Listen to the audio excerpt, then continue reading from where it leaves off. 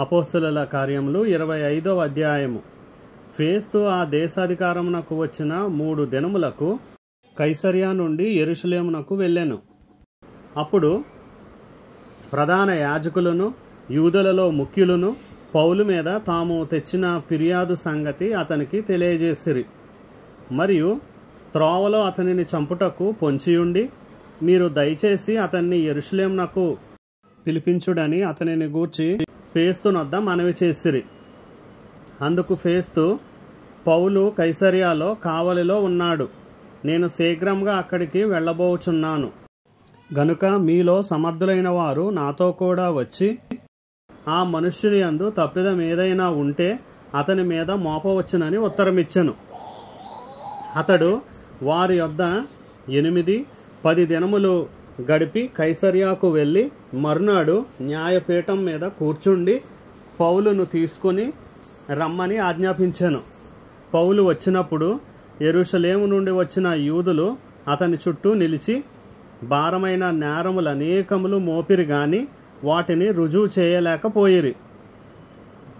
అందుకు పౌలు, యూదుల ధర్మశాస్త్రమును గూర్చి గాని దేవాలయమును గూర్చి గాని కైసరును గూర్చి గాని నేనెంత మాత్రమును తప్పిదము చేయలేదని సమాధానము చెప్పాను. అయితే ఫేస్తు యూదుల చేత మంచివాడు అనిపించుకొనవలెనని యెరూషలేమునకు వచ్చి అక్కడ నా ఎదుట ఈ సంగతులను గూర్చి విమర్శింపబడుట నీకిష్టమా అని పౌలును అడిగాను. అందుకు పౌలు, కైసరు న్యాయపీఠం ఎదుట నిలువబడి ఉన్నాను, నేను విమర్శింపబడవలసిన స్థలం ఇదే. యూదులకు నేను అన్యాయమేమీ చేయలేదని తమరికి బాగుగా తెలియను. నేను న్యాయము తప్పి మరణమునకు తగినది ఏదైనాను చేసిన ఎడల మరణమునకు వెనుక తీయను. వీరు నా మీద మోపుచున్న నేరములలో ఏదియు నిజము కాని ఎడల నన్ను వారికి అప్పగించుటకు ఎవరి తరము కాదు, కైసరు ఎదుటనే చెప్పుకుందుననెను. అప్పుడు ఫేస్తు తన సభవారితో ఆలోచన చేసిన తరువాత, కైసరు ఎదుట చెప్పుకుందునంటివే, కైసరునొద్దకే పోవుదు అని ఉత్తరమిచ్చెను. కొన్ని దినములైన తరువాత రాజైన అగ్రిప్పాయు బెర్నీకేయు ఫేస్తు దర్శనము చేసుకొనుటకు కైసరియాకు వచ్చిరి.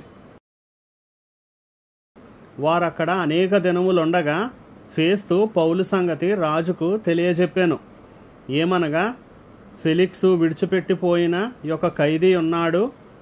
నేను యెరూషలేములో ఉన్నప్పుడు ప్రధాన యాజకులను యూదులను పెద్దలను అతని మీద తెచ్చిన ఫిర్యాదు తెలిపి అతనికి శిక్ష విధింపవలెనని వేడుకొనిరి. అందుకు నేను నేరము మోపబడినవాడు నేరము మోపిన వారికి ముఖాముఖిగా వచ్చి తన మీద మోపబడిన నేరమును గూర్చి సమాధానము చెప్పుకొనుటకు అవకాశం ఇయ్యక మునుపు ఏ మనుష్యునినైనను అప్పగించుట రోమీల ఆచారము కాదని ఉత్తరమిచ్చితిని. కాబట్టి వారిక్కడికి కూడి వచ్చినప్పుడు నేను ఆలస్యం ఏమీ చేయక మర్నాడు న్యాయపీఠం మీద కూర్చుండి ఆ మనుష్యుని తీసుకుని రమ్మని ఆజ్ఞాపించితిని. నేరం మోపిన వారు నిలిచినప్పుడు నేను అనుకొనిన నేరములలో ఒకటి అయినను అతని మీద మోపినవారు కారు. అయితే తమ మతమును గూర్చియు చనిపోయిన యేసు అను ఒకని గూర్చియు ఇతనితో వారికి కొన్ని వివాదములున్నట్టు కనబడెను. ఆ యేసు బ్రతికి ఉన్నాడని పౌలు చెప్పాను. నేనట్టి వాదముల విషయమై ఎలాగున విచారింపవలెనో ఏమీ తోచక యెరూషలేమునకు వెళ్ళి అక్కడ వీటిని గూర్చి విమర్శింపబడుటకు అతనికిష్టమవునేమో అని అడిగితిని. అయితే పౌలు చక్రవర్తి విమర్శకు తన్ను నిలిపి ఉంచవలెనని చెప్పుకొనినందున నేను అతనిని కైసరునొద్దకు పంపించే వరకు నిలిపి ఉంచవలెనని ఆజ్ఞాపించితినెను.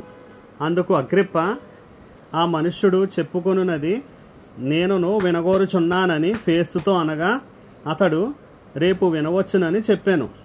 కాబట్టి మరునాడు అగ్రిప్పాయు బెర్నీకేయు మిక్కిలి ఆడంబరంతో వచ్చి సహస్రాధిపతులతోనూ పట్టణమందలి ప్రముఖులతోనూ అధికార మందిరంలో ప్రవేశించిన తరువాత ఫేస్తు ఆజ్ఞనియ్యగా పౌలు తేబడెను.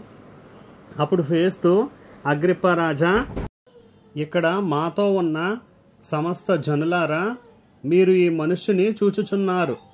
యెరూషలేములోను ఇక్కడను యూదులందరూ వీడి యొక్క బ్రతుక తగడని కేకలు వేయచు అతని మీద నాతో మనవి చేసుకొనిరి. ఇతడు మరణమునకు తగినది ఏమీ చేయలేదని నేను గ్రహించి ఇతడు చక్రవర్తి ఎదుట చెప్పుకొందునని అనినందున ఇతని పంప నిశ్చయించి ఉన్నాను. ఇతను గూర్చి మన ఏలినవారి పేర వ్రాయుటకు నాకు నిశ్చయమైనది ఏమీ కనబడలేదు గనుక విచారణ అయిన తరువాత వ్రాయుటకు ఏమైనాను నాకు దొరకవచ్చునని మీ అందరి ఎదుటికిని అగ్రిప్పా రాజా, ముఖ్యముగా మీ ఎదుటికిని ఇతని రప్పించి ఉన్నాను.